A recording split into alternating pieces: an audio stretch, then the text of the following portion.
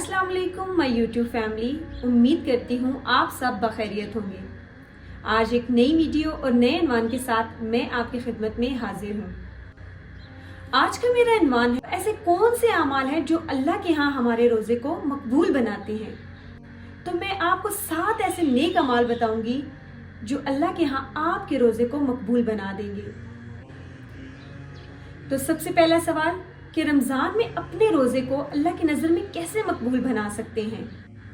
आज हम इसी के बारे में बात करेंगे। जो 7 ऐसी चीज़ें हैं हमें अल्लाह ताला के यहाँ मकबूल बनाती हैं, अल्लाह ताला के यहाँ हमारे रोज़े को, हमारी ज़ात को मकबूल बनाती हैं, हमें अल्लाह के यहाँ कबूल करवाती हैं। वो क्या है? सबसे पहले जो चीज़ आती है वो है आपकी नीयत। आपने अपनी नीयत को खालिस करना है। नीयत में खालिस अल्लाह की रज़ा जब आप चाहेंगे तो आप देखेंगे आप हर काम में कामयाब होते जाएंगे। हमारा क्या है, मैं अच्छे नंबर ले लूँ, फलां ने देखना है। अच्छी पढ़ाई कर कर आप अल्लाह ताला की राह में निकलें नहीं। नमाज पढ़नी है, सबको पता चले मैं नमाजी हूँ। रोज़ा रखना है, इस दफ़ा सबको बताऊंगा या बताऊंगी मैंने सारे रोज़े रखे हैं। ऐसे नहीं करना। अल्लाह ताला के लिए रोज़ा रखें, दिखावे या महज इबादत के तौर पर नहीं। नबी करीम सल्लल्लाहु अलैहि वसल्लम का फरमान है, अमाल का दारो मदार नियतों पर है। अगर आपकी नियत है कि इस दफ़ा मैं सबको बताऊंगा या बताऊंगी कि मैंने सारे रोज़े रखे हैं, तो वो रोज़ा अल्लाह के लिए नहीं है। वो रोज़ा आप उन लोगों के लिए रख रहे हैं जिन्हें आपने बताया है, और फिर आप ये कहें कि उसमें आपको सवाब मिलेगा। में भी किसी जगह मिल भी जाए, लेकिन वो अल्लाह की रज़ा के लिए नहीं है, अल्लाह के यहाँ मकबूल रोज़ा नहीं है, उसका दर्जा कम होगा। तो ऐसे रोज़े रखने से बेहतर है ना कि हम ना रखें। अब दूसरी क्या चीज़ है, वो है कुरान की तिलावत और तदब्बुर। रमज़ान का महीना कुरान का महीना है, इसलिए रोज़ाना कुरान से जुड़े रहें। अल्लाह ताला फरमाते हैं, ये वो किताब है जिसे हमने मुबारक बनाया ताकि लोग इसकी आयत में गौर व फिक्र करें।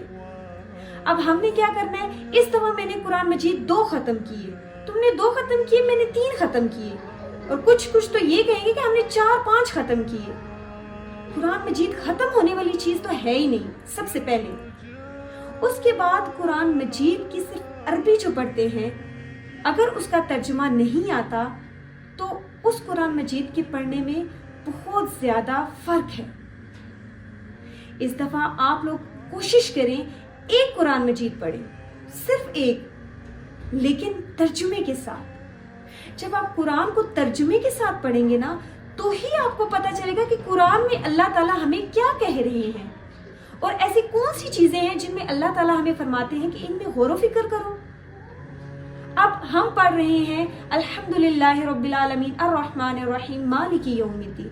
हमने पढ़ लिया, हमें नहीं पता इसका क्या मतलब है, अल्लाह हमसे और हम अल्लाह से क्या कह रहे हैं। जब हम इन आयात को तर्जुमे के साथ पढ़ेंगे, अल्हम्दुलिल्लाहि रब्बिल आलमीन, तमाम तारीफें अल्लाह ताला के लिए हैं जो तमाम जहानों का रब है।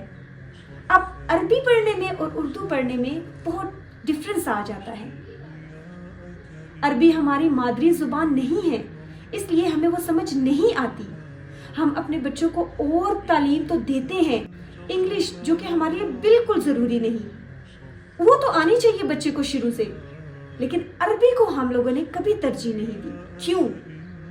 स्कूल्स में भी सबसे पहले अरबी को आप लेकर आए, अरबी सिखाएं बच्चों को।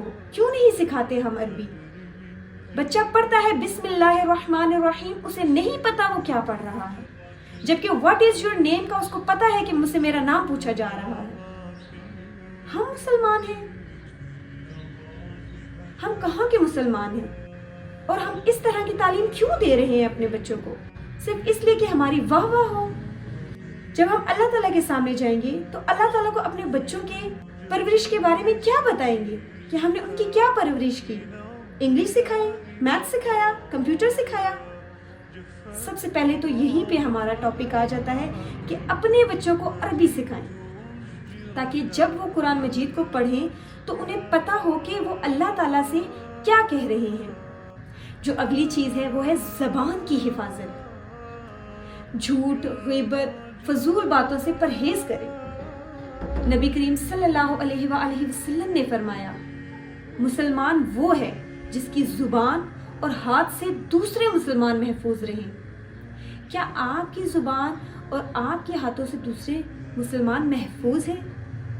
اب بظاہر تو آپ کو فیل ہو رہا ہے کہ سب محفوظ ہے، لیکن کہیں نہ کہیں ایسی باتیں ہمارے منہ سے نکل جاتی ہیں جو کہ دوسروں کی دل آزاری کا سبب بنتی ہیں.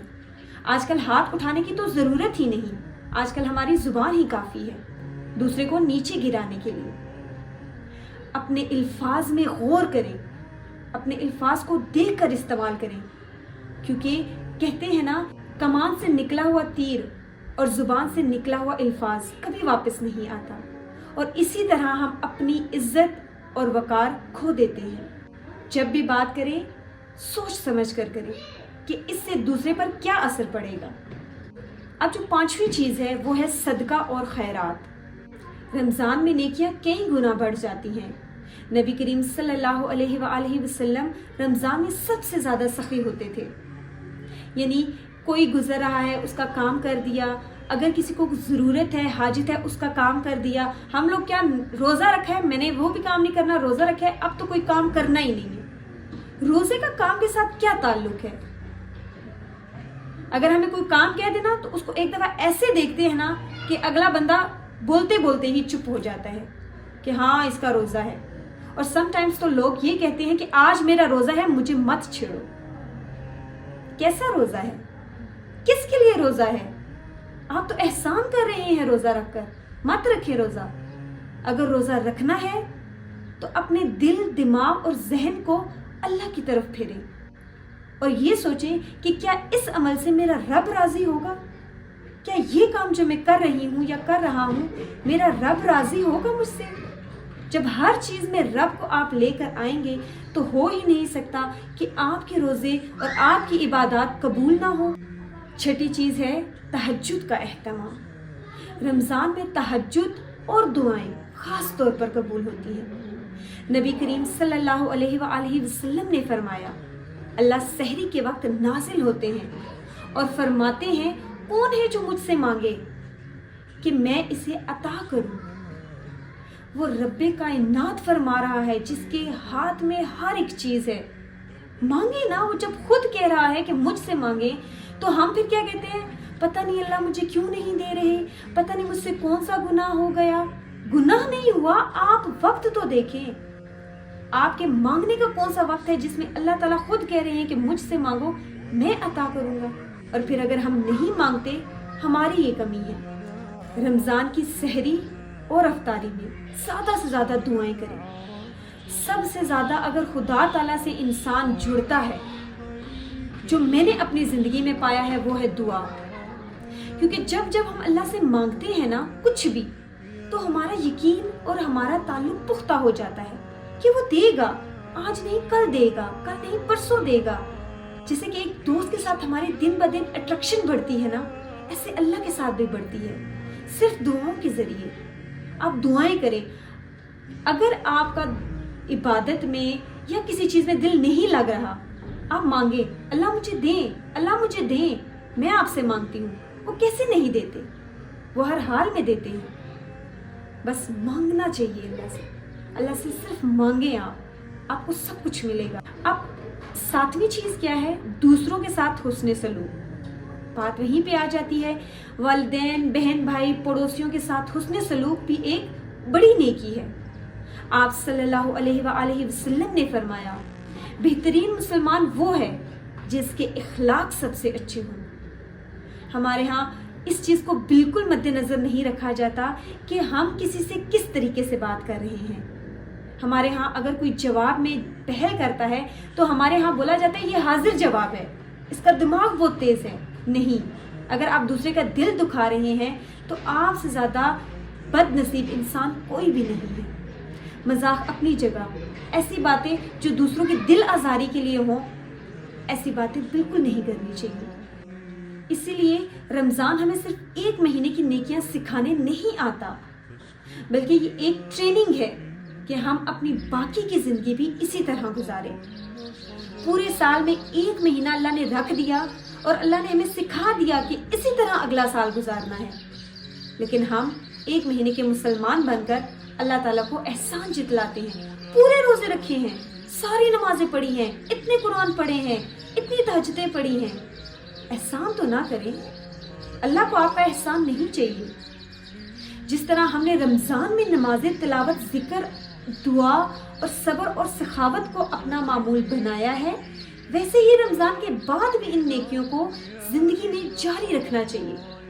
ایک عادت تو بن ہی جاتی ہے نا، آخر 30 دن ہیں، ان میں یہ ساری چیزیں ہم روز بار روز کرتے ہیں، تو ہم کیوں یہ کوشش نہیں کرتے کہ اگلی زندگی میں بھی ان کو لے کر آئیں۔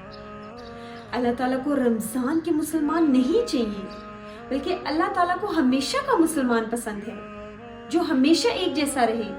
صرف رمضان میں سٹیٹس اچھے لگانے سے کوئی مسلمان نہیں بن جاتا، بلکہ اسے پچھلا بیک گراؤنڈ بھی اس کا دیکھا جاتا ہے۔ ہمیں یہ دعا کرنی چاہیے کہ اللہ ہمیں باقی زندگی بھی رمضان کی طرح گزارنے کی توفیق دے۔ اسی لیے آئیے اس رمضان میں موبائل جیسے فتنے سے بچ کر ان 7 نیکیوں کو اپنا کر اپنے روزے کو اللہ کے ہاں قبول کرواتے ہیں اور اللہ کا قرب حاصل کرتے ہیں۔ اب آپ مجھے بتائیں گے کہ آپ کو ان 7 نکات میں سے کون سا سب سے زیادہ پسند آیا؟ کمنٹ میں ضرور بتائیں اور اس ویڈیو کو دوسروں تک پہنچائیں تاکہ جو باتیں آپ کو سمجھ آئیں، کیا پتہ آپ سے بہتر طریقے سے کسی اور کو سمجھ آ جائے۔ بس اللہ تعالیٰ سے دعا ہے کہ اے میرے مالک اللہ، ہمیں ایسے روزے رکھنے کی توفیق دے جو کہ تیری بارگاہ میں قبول ہوں۔ ہماری کمی اور کوتاہیوں کو معاف فرما دینا اور ہمیں اپنی رضا نصیب کرنا۔ یا اللہ، یا ارحم الراحمین اللہ، ہمیں رمضان کے بعد بھی تیری عبادت اور نیکی جاری رکھنے کی توفیق عطا فرما۔ یا اللہ، ہمیں گناہوں سے بچنے اور نیکی کی طرف بڑھنے کی ہمت عطا کر۔ اللہ، ہم روز کوشش کرتے ہیں، پھر ٹوٹ جاتی ہے، پھر کوشش کرتے ہیں، میرے مالک اللہ، پھر ٹوٹ جاتی ہے۔ اے رب کائنات، تو ہمارے دلوں سے واقف ہے نا میرے مالک اللہ، ہمیں اپنی طرف بلا لے اور اپنی ذات کے لیے چن لے میرے مالک اللہ، ہمیں قبول کر لے میرے مالک اللہ۔ یا اللہ، یا ارحم الراحمین اللہ، ہمارے دلوں کو قرآن کے نور سے منور فرما دے میرے مالک اللہ، اور قرآن کے مطابق زندگی گزارنے والا بنا میرے مالک اللہ۔ ہمیں توفیق دے اس چیز کی کہ ہم قرآن کو ترجمے سے پڑھیں اور اللہ پاک اپنی طرف سے ہمیں علم و حکمت عطا کر تاکہ اس کی حکمتیں اور اس کی رحمتیں اور اس کے احکام کو سمجھ سکے میرے مالک اللہ۔ یا اللہ، یا ارحم الراحمین اللہ، ہمیں صدقہ و خیرات کرنے والا، غریبوں کا مددگار اور دوسروں کے لیے آسانیاں پیدا کرنے والا بنا دے میرے مالک اللہ۔ ہم دوسروں کے لیے ایک بہترین انسان بنے میرے مالک اللہ، ایسا انسان بنا دے، ایسی نیکیاں عطا کر، ایسے اخلاق عطا کر دے میرے مالک اللہ کہ ہم لوگوں کے لیے بھی باعث رحمت بن جائیں، جیسے ہمارے پیارے نبی صلی اللہ علیہ وآلہ وسلم تھے۔ میرے مالک اللہ، ہمیں والدین کی خدمت کرنے والا اور ان کے لیے رحمت کا ذریعہ بنا میرے مالک اللہ۔ ایسا کوئی کام نہ کروا کہ ان کو شرمندگی ہو کہ یہ ہماری اولاد ہے میرے مالک اللہ۔ ہمیں ہمیشہ ان کے لیے رحمت کا ذریعہ بنانا میرے مالک اللہ۔ ہمیں ہر برے دوست، ہر برے راستے اور ہر برے انجام سے محفوظ رکھ میرے مالک اللہ۔ ہمیں نہیں پتا کوئی کیا لے کر ہمارے ساتھ چل رہا ہے، کوئی کون سی نیت لے کر کیسے دل کے ساتھ ہمارے ساتھ چل رہا ہے میرے مالک اللہ۔ ہمیں اپنے امان میں رکھ اللہ پاک، اپنے دین کی امان میں رکھ اللہ۔ یا ارحم الراحمین اللہ، ہمارے دلوں میں اپنی محبت اور اپنے نبی کی محبت اور اطاعت پیدا فرما میرے مالک اللہ۔ ہمارے لیے دنیا اور آخرت کی بھلائی لکھ دے میرے مالک اللہ، اور ہمیں دوزخ کی آگ سے بچا دے میرے مالک اللہ، اور ہمیں ایسا بنا دے اللہ پاک جس سے تو ہم سے راضی ہو جائے، تیرے نبی ہم سے راضی ہو جائے اللہ۔ قرآن مجید کے تمام احکام پہ عمل کرنے والا بنا دے میرے مالک اللہ۔ ہمیں ایسا دین پھیلانے کی توفیق دے جو تیری طرف سے ہے میرے مالک اللہ۔ کبھی ہمارے منہ سے ایسی کوئی بات نہ نکلے میرے مالک اللہ جو تیرے دین اور تیرے نبی کے خلاف ہو میرے مالک اللہ۔ اپنی طرف سے علم و حکمت اور دانائی عطا کر میرے مالک اللہ۔ یا ارحم الراحمین اللہ، میرے مالک علم نافع عطا کر اللہ پاک، ایسا علم عطا کر جو تیرے قریب کر دے اور دنیا اور آخرت میں کامیاب بنا دے میرے مالک اللہ۔ علم کی بہت کمی ہے میرے مالک اللہ، بہت علم کی کمی ہے میرے مالک اللہ پاک اپنی طرف سے حکمت والعلم عطا کر میرے مالک اللہ عمل کرنے کی بھی توفیق عطا فرما میرے مالک اللہ ہماری پریشانیاں دکھ غم مشکلات کو دور کر دے میرے مالک اللہ اور ہمیں اپنی رحمت سے نواز دے میرے مالک اللہ یا ارحم الراحمین اللہ ہمارے بچوں کو نیک صالح اور قرآن و سنت پر عمل کرنے والا بنا دے میرے مالک اللہ اے میرے مالک اللہ ہمیں شیطان کی وسوسوں سے محفوظ رکھ اور ہمارے دل کو نیکیوں کی طرف مائل کر دے میرے مالک اللہ یا اللہ ہمیں قیامت کے دن اپنے عرش کے سائے تلے جگہ دینا میرے مالک اللہ اور فرما دینا کہ یہ حزب اللہ میں سے ہے میرے مالک اللہ سبحان ربک رب العزت عما یصفون وسلام علی المرسلین والحمد للہ رب العالمین.